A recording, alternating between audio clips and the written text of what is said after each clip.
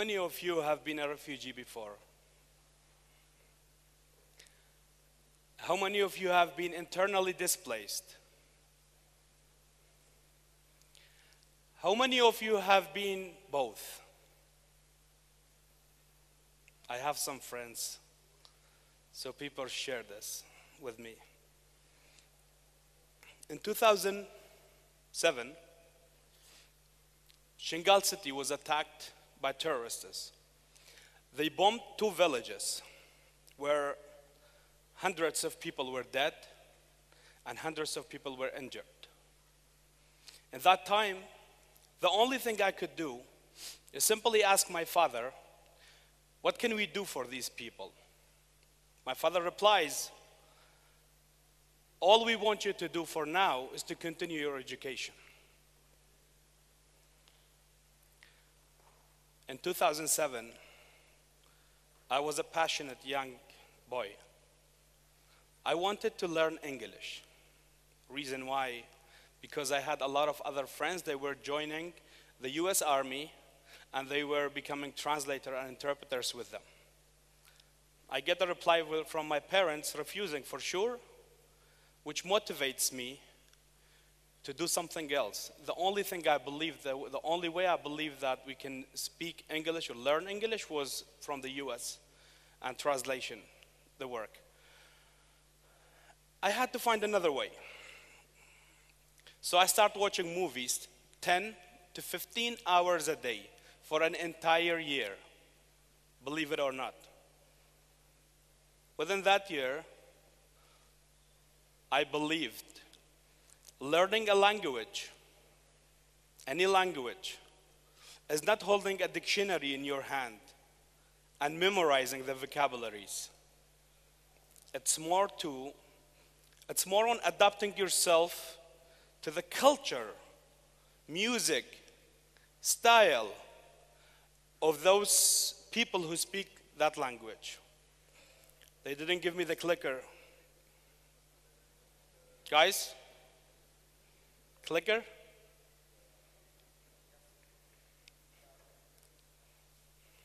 Whenever it's ready.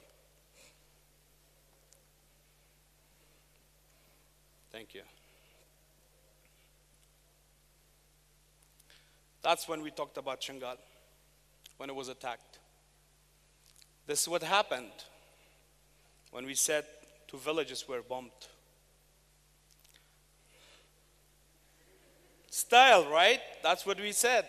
You adapt yourself to the culture and the style.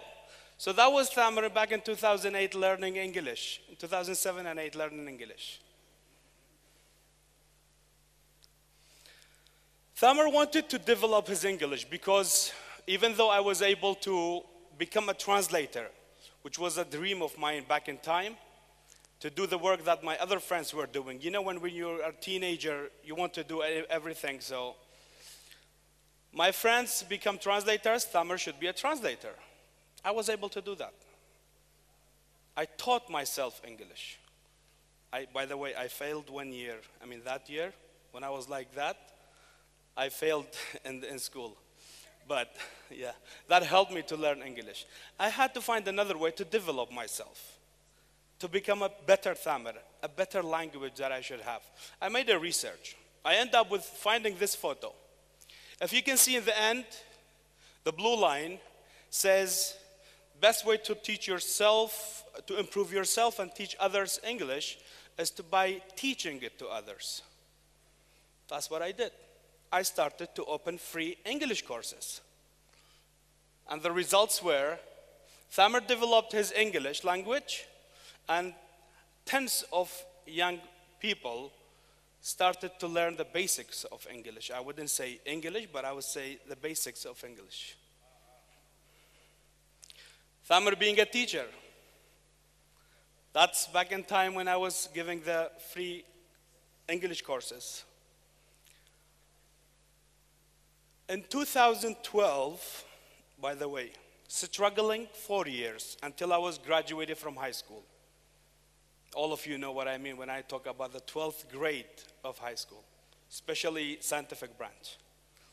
I struggled a lot until I was graduated. In 2012, Kurdistan started to receive over 200,000 Syrian refugees.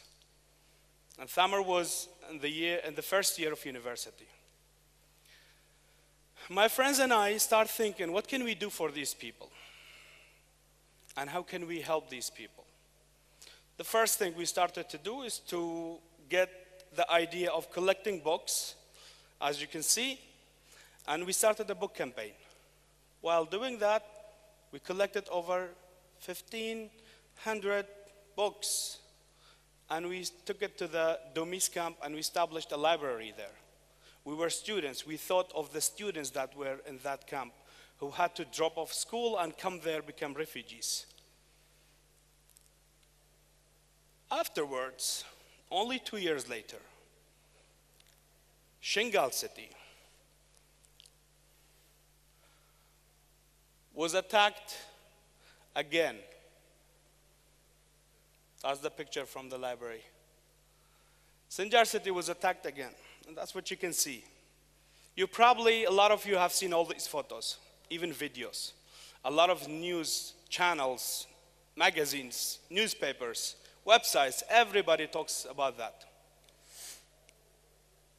But this time, it was way worse. Thousands of Yazidi men were killed, beheaded in front of their children. Over 5,000 women and children were kidnapped. This time, my father is not around to ask him, what can we do for these people? So I start to think about this. And I remembered my father's words when he said, the day will come that you can do something for your people. All you have to do now is to continue your education. We're talking about 2007. The one thing I could do, simply start getting some food items, putting them in my car, going around, distributed on those people who've been suffering over 7 days on Sinjar Mountain. That's the thing I started with. A few days later, ISIS get closer to where I live, and we had to move from there. We went all the way to Turkey. I became a refugee. I stayed in Turkey for a while. And in Turkey, I started thinking of the Syrian refugees when they came to my country. They left their education, they left their families, friends, land, every single thing. I don't want to do that. My family is telling me we must go to Europe, but I don't want to do that. I am told in 2007 that day will come that I can do something for my people. I started it, but I didn't continue. I must go back to continue. All my family goes to Europe afterwards, and I'm all alone. I came back on the border from Turkey to my house. I start seeing thousands of children, hundreds, thousands of children on the streets. If you can see like this, this is a photo of the people who were displaced, and they were simply living on the side of the road. I start thinking about, what can we do for these people? What do you think I remembered? I remembered my mother telling me back in 1992, when we were moved from Kurdistan to Baghdad, you had a funny habit. You could do nothing but cry for your toys. Toys that I left here, and I didn't take them with me to Baghdad. I also remembered my own self when I was only 10 years old, and I was displaced from Baghdad to Mosul city in 2003 when the war happened on Iraq. We had to be displaced.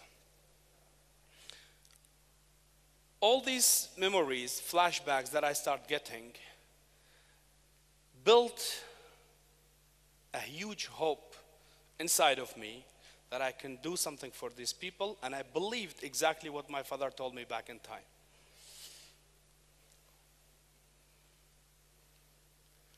Seeing children, as you can see here, these children were even participating in demonstrations. And these children were put in the beginning. So I could see myself through these children. They don't have anything, and they could do anything that they are told to. This time, I go back, and same day, I went to the shop, buy a lot of toys, put them in the back of my car, and go distribute it on the children. Play with them. Make the gift something that they should have it. It is not that you are giving it to them like food or anything else. Because I start remembering myself and how much I was affected by what I lost. So the childhood that I couldn't live, I wanted to give it to others because I felt how important that is.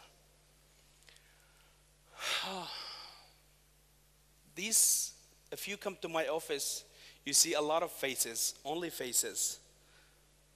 only eyes. And that's my answer when people tell me, how do you get motivated? How do you motivate yourself? Looking at the smiles of those people that we draw on their faces, that's what makes me proud.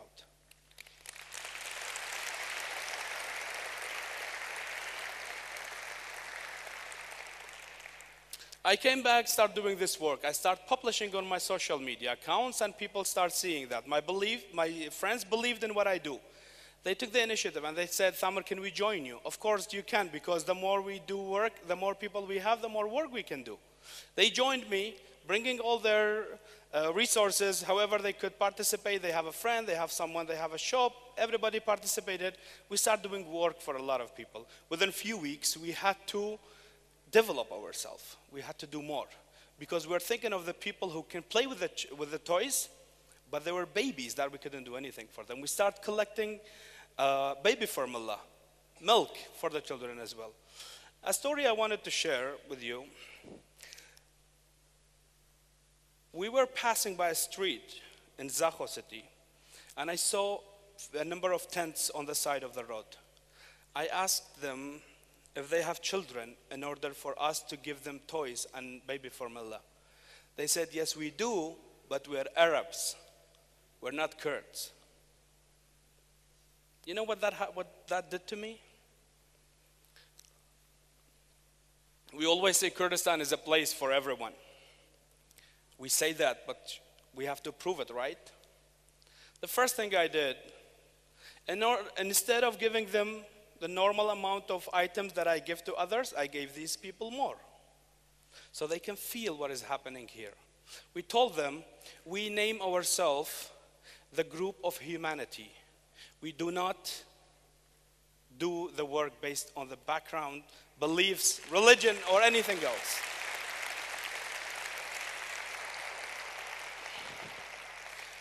My time is finished. I can see it. I'll take 2 more minutes to finalize it.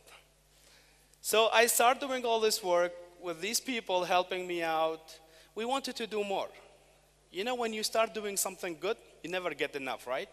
Right? So we start to think of, what can we do to do a better work? People trusted us abroad, Europe, UK, US, everywhere. They were contacting us. They wanted to donate. They wanted to send goods for us in order for us to deliver it to those needy people. We got those items through some other agencies because we were not officially registered as an agency or an organization. What we did, we thought of how can we become an organization? Printing out some photos with captions, what we have done in those photos, and took it all the way to the KRG NGO registration office and give it to them. Putting the file on the table, the manager pages, and he goes, which organization is this? That's when I felt I have done something. That's when I felt that the work I've been doing together with my friends and the volunteers is the work of organizations. We didn't know it because we were fresh. We had no idea what is happening around us. All we wanted to do, just to give, to teach, to give, to help, to support. Within a few weeks, we were able to receive our license, and we named it Humanity because we don't differentiate between people. And always remembering the story with that Arab lady happened with us in Zaho. Few weeks later, we were developing, as we said. We start getting a project with an international organization, and we start opening community-based centers that are divided to two sections. One section for child-friendly spaces, like kindergartens. The other section was for the youth to do rehabilitation for them. We start doing that within a few weeks, few months. Humanity organization end up with having over 50 employees and hundreds of volunteers. It was a small idea, if you can remember from the beginning, that I was affected by what my father told me back in time and what I could do. All I had to do is just to believe in it. And I believe all of you can do it together. A wise friend of mine called Binay told me, if you give balloons to a group of people and tell them who bombs all the balloons will win the prize, what people will do will simply, everyone goes to the other balloon, try to bomb it in order to keep his and become the winner. The question here is, what if we all keep our balloons?